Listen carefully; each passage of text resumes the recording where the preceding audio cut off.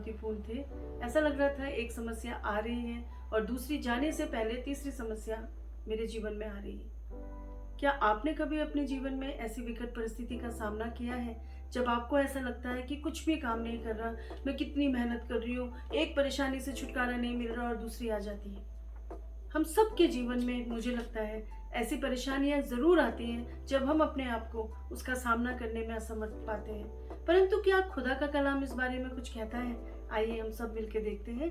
खुदा के कलाम के साथ एक बार फिर से आपको पास्टर ऐना का सलाम। प्रियो, जब मैं परेशानियों से जूझ रही थी तो मुझे एक ही रास्ता सूझा हमेशा की तरह कि मैं परमेश्वर के वचन पे जाऊं और परमेश्वर से प्रार्थना करूं।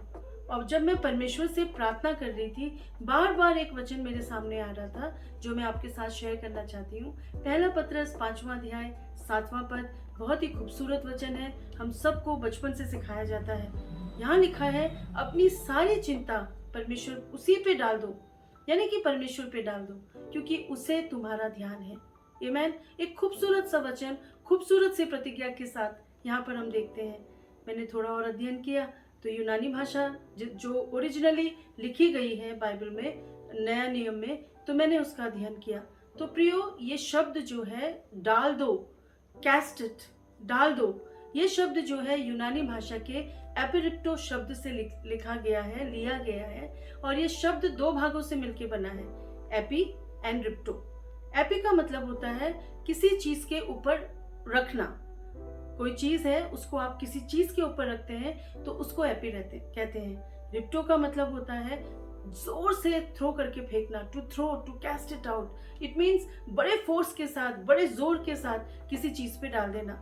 यदि आप लूका उसका 19वां अध्याय उसके 35वें पद को पढ़े तो यहाँ पर एक गधे का जिक्र है जिसके ऊपर यीशु मसीह को बिठा के ले जाना था और लोगों ने अपने कपड़े उतार के गधे के ऊपर डाल दिए, जो एपिरिप्टो की सही तस्वीर को पेश करता है।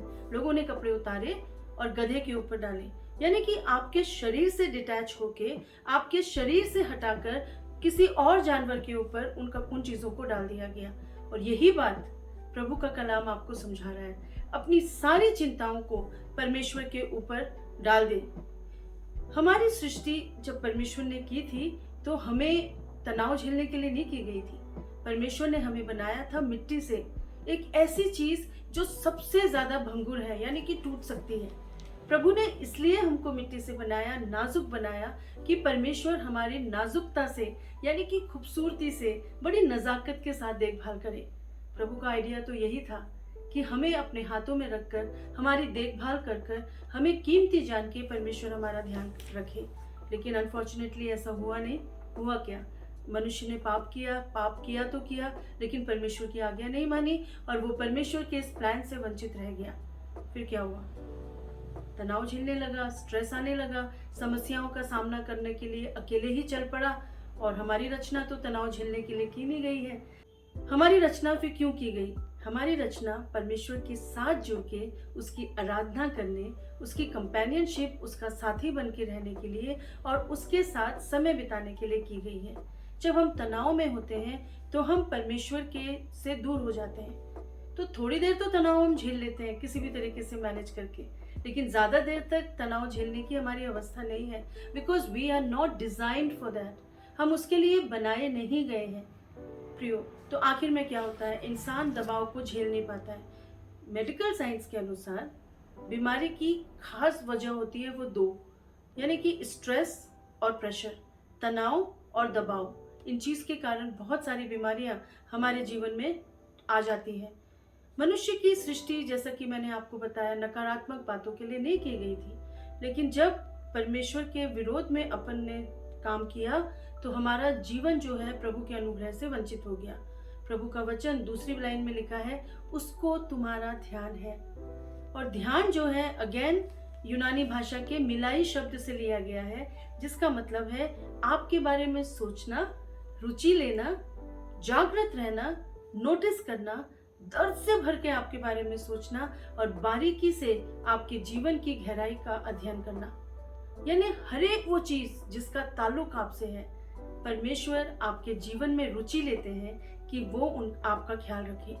तो अगली बार जब शैतान आपको ये समझाने की कोशिश करे कि प्रभु के पास समय नहीं है, तुम्हारी समस्या इतनी भी बड़ी नहीं है कि परमेश्वर ध्यान दे, या तुम्हारी परवाह नहीं है परमेश्वर को, तो इन बातों को हटा दीजिए और प्रभु से बोलिए, परमेश्वर मैं इस झूठ पे यकीन नहीं करता।